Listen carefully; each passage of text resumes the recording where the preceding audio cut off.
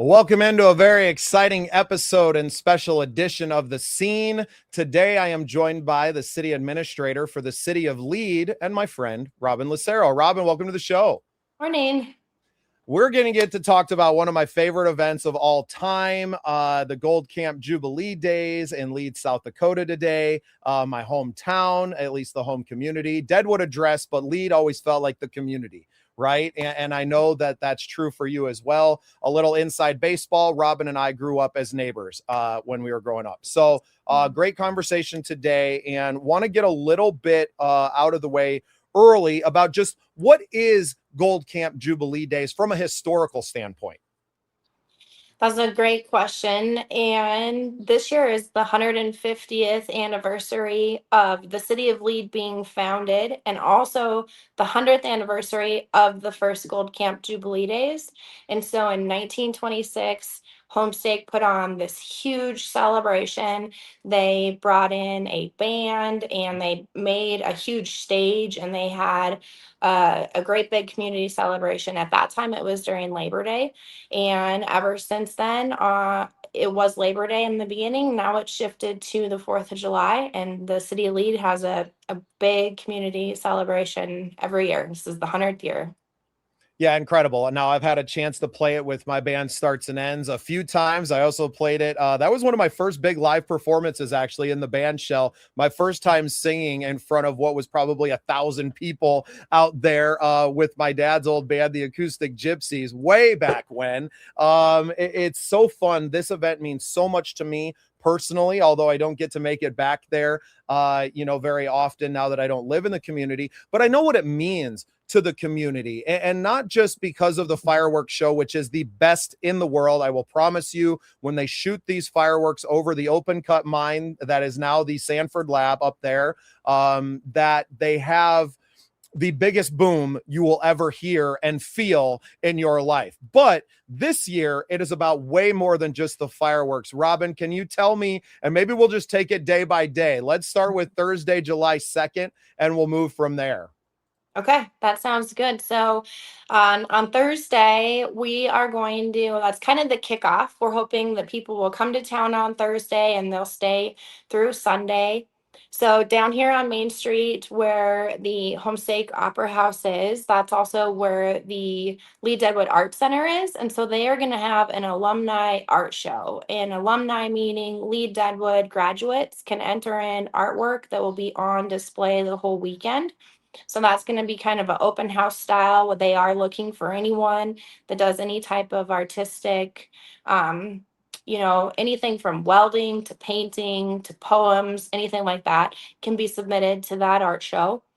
And then for a children's exhibit, the Lead Historic Preservation Group is going to be hosting a More Than Gold exhibit in the Opera House. It's going to be hands-on for kids, and what they're going to learn is they're going to learn how the settlers actually came to Lead and how they laid out the town of Lead. And so this interactive kid activity is going to teach the kids how to find the North Star using the stars, and so they set that up at night. And then during the day, they could use north to be able to lay out the town. So they're going to have kind of a stars laid out in the exhibit hall of the Opera House, so they can find out how to find that North Star, and then they'll be able to lay out north, south, east, west using that. And then they can design their own town from there. They're also going to have a really cool exhibit where if you have a historical photo of like your grandparents or your great grandparents, you can send that in, and Terry Smith with Historic Preservation, they're going to print those. They're going to have AI do it into a printable color picture. So historic picture into a coloring photo that the kids can color of their family. And then that's going to go in the time capsule that we're going to do. So later on, I'll talk about the time capsule. But this is going to be super cool because kids are going to be the ones that are going to be around when we get to open that time capsule. And so for them to kind of find their family history, get to do a drawing and color it, and then have that be in the time capsule is super cool. There's going to be a really awesome silent auction down at the Opera House all day on Thursday as well. I think it's going to close at 5 p.m. There is going to be some historic homestake artifacts that you will not find anywhere else that have come out of the woodwork from people here in Lead that are going to be on display and available to purchase at that silent auction. So we're excited for that. There's going to be a couple different walking tours also on Thursday featuring the Slavonian neighborhood, which is actually Gwen and Julius down off of Main Street. And so we're going to talk about the history of the people that lived there and when they moved here and kind of their culture and their heritage. Look at some houses that some of those Slavonian people lived in. So that's going to be at 10 o'clock or 1 o'clock on Thursday. And then really like the signature event for Thursday is Todd Jones, the director of the Historic Homestake Opera House, and Terry Smith, who is lead historic preservation, researches everything there is to know about lead. They have gotten together and they have written a play, but it's really more than a play because they have found historical music that was written by people that were settling here in Lead in the Black Hills, and they have brought that music forward. Humbletown is going to play this music in this play, and it's going to be fabulous. It's going to go from the beginning of Lead, when it was founded in 1876. There's going to be historical pictures on display with Humbletown playing this music. There's going to be actors. They're going to go over all of the major significant events that happen in Lead over time, with homestake closing and the lab and subsidence from the lab, and pretty much just this like awesome whole picture history of the town combined with photos, combined with music. It is a once in a lifetime show. It is written locally, played locally. It's really going to just be really fabulous. And that's at 7. It is a ticketed event. So you can get your tickets at the Opera House for that. Yeah, talk about celebrating the heritage. And I love that that's the start, celebrating what was old and bringing that into. And I know that the whole weekend kind of celebrates that, but what a great way to really dig into the history. You speak about talented Lead High School alumni. Dylan has to be towards the top of that list, no matter what generation we're pulling from. Obviously, part of Humbletown, friends of the scene. They've been on our program several times, and one of my all-time favorites. My kids were just asking about them the other day, actually. So Thursday sounds like an incredible experience. A lot of new stuff, right? And typically, the town has always had events, but I don't feel like, and especially since the mine closed down, when we were in high school, right? Just moving into high school, the mine closes down. I know your dad worked there for a long time. That mine was everything to the town. And when it faded, it lost a lot of the history, right? We lost a lot of the people that had ties to the community. So being able to come back now, 25 years after that point, and to celebrate that mining history, although the facilities and the giant hole in the ground isn't going anywhere anytime soon, what is the open cut, that we don't often get a chance to celebrate that culture and those people that founded those and really worked that land over. So I think it's great that you're kind of starting there and then moving into a lot more great stuff. So what does Friday have in store for us, Robin? Friday is going to be jam-packed as well, and the alumni art show is still going to be on exhibit for anyone that wants to check that out at the art center. There is going to be a car show and parade that's going to be down at Manuel Brothers Park. That starts at 9 a.m., goes till 1 p.m. It's sponsored by Northland Auto, which is a car dealership we have here in town. They have a ton of classic and vintage cars. So they'll have some of their own cars down there, but also people from the community will have their classic cars. And so there will be a band down there as well during the car show. And the Science Museum and exhibits at the Sanford Lab Visitor Center will be open for kiddos. So there'll be a band and there'll be a beer garden and the car show kind of out in Manuel Brothers Park parking lot. But then inside the visitor center for kids, there's some hands-on learning for different things that relate to surf, which, like you said, Bubba, is the new underground science lab that has moved into the old mine of Homestake. So that's kind of cool. Kids can learn about that. And then, really, our main focus for on Friday is the Rock the Hills concert. And so, this is actually sponsored by the city of Lead. And because it is the big 150th celebration for the city, so we're going to have 4 different bands at kind of a once in a lifetime event up at Mountaintop. It's going to be, an open air concert. There's a lot of space up there. It's on the top of the mountain. You can see Terry Peak and you have these great mountain views. We're bringing in a big production stage, and the doors for that open at 11. The first band is Bittersweet. They're going to start at noon and play till 2. They're kind of acoustic, classic rock, just 2-person band. So they're going to be a great first band. The second band is Brandon Sprague Band. So he's going to play from 3 to 4:30. He's kind of bluesy. And then Stereo Trip out of Rapid is going to play from 5 to 7, and they're going to kind of do some modern and some classic rock type things. And the main band is Lexington Lab Band, and they are coming out of Kentucky. They are said to be America's #1 cover band. And so they're going to come in, they're going to start at 8:30 and play till 10:30. This is kind of cool, Bubba. I think you'll like it. They have like a group of 10 and they all travel together. And when they come in, they play straight for 2 hours. They don't take a break, but they bring in these band members where they can play Heart and they can play Aerosmith and they can play the Eagles. It's like listening to classic rock Pandora for 2 hours with this band that's going to be here, and you can check them out on YouTube.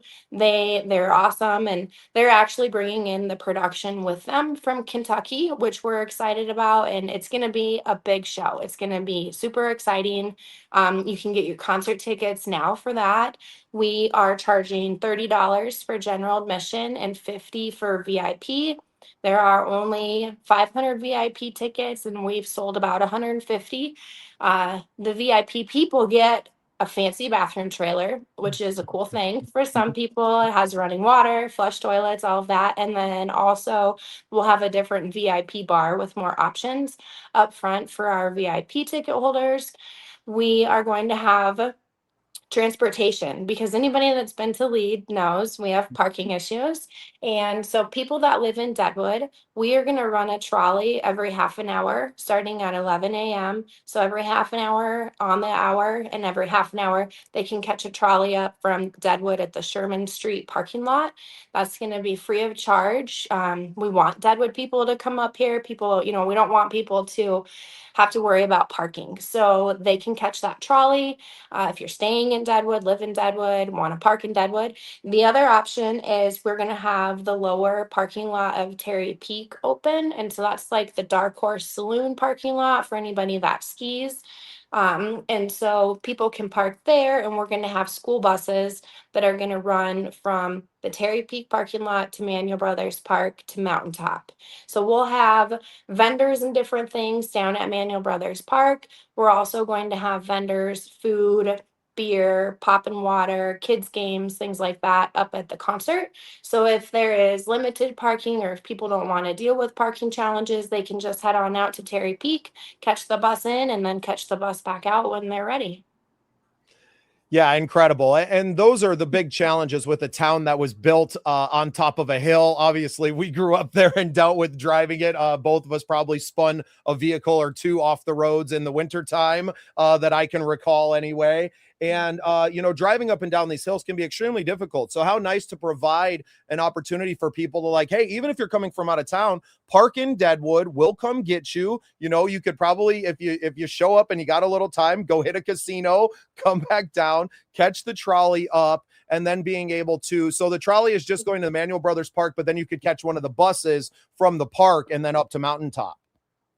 The trolley's actually going to just go from Deadwood up to Mountaintop. Okay, Just awesome. straight to the concert. Yep. Fantastic. So yeah, but there's plenty of transportation that you could get from any Yeah. one of these places. Solving the parking issue, I'm sure for you guys on the logistical side was one of the biggest challenges.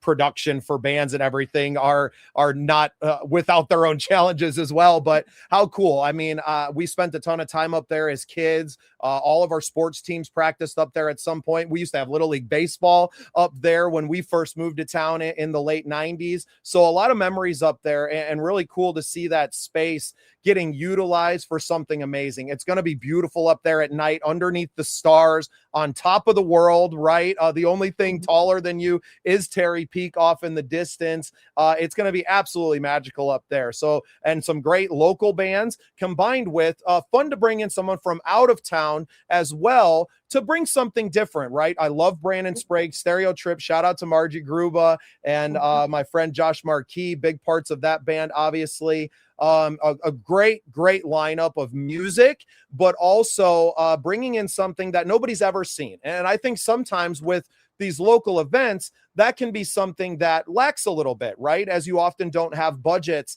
to go out and to seek someone, that may cost a little bit more, but can bring something that nobody in town has ever seen. It's not just, oh, we're going to see so-and-so's band that we've seen. I've seen Brandon, I can't remember how many dozens of times, and I love it. But we also want to experience something new. And I think this is a great shift from celebrating the old, celebrating the heritage and the local nature, but also the fact that everyone in the world should love to come up to Lead and spend an evening on top of the mountain.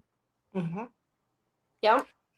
And that brings us to the big one now, Robin. July 4th, Saturday this year. The timing couldn't be more perfect. Not only is it the 100th celebration of the Jubilee and the 150th of the city of Lead, but it's also America's 250th birthday. So tell me about all the activities going on Saturday, July 4th. Yeah, Saturday is also going to be a fabulous day. We do, like you said, we have historically had this Jubilee Days, and so Saturday really takes it back to the roots and does all the things that we've always done. So we have, a pancake feed that's hosted by the Rod and Gun Club, where people can go down and get pancakes. And then you can head over and partake in the horseshoe tournament. Have some great horseshoe pits down at our park. They're also going to have a golf chipping contest that you can golf chip into the open cut at 9 a.m. The Lead Deadwood School District is having an all-school reunion this weekend as well. And so their day to get everyone together is Saturday the 4th as well. So they're having a breakfast for any alumni that are in town that register for the all-school reunion.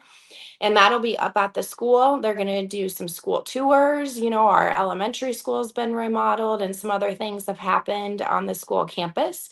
So the school is going to be hosting some tours.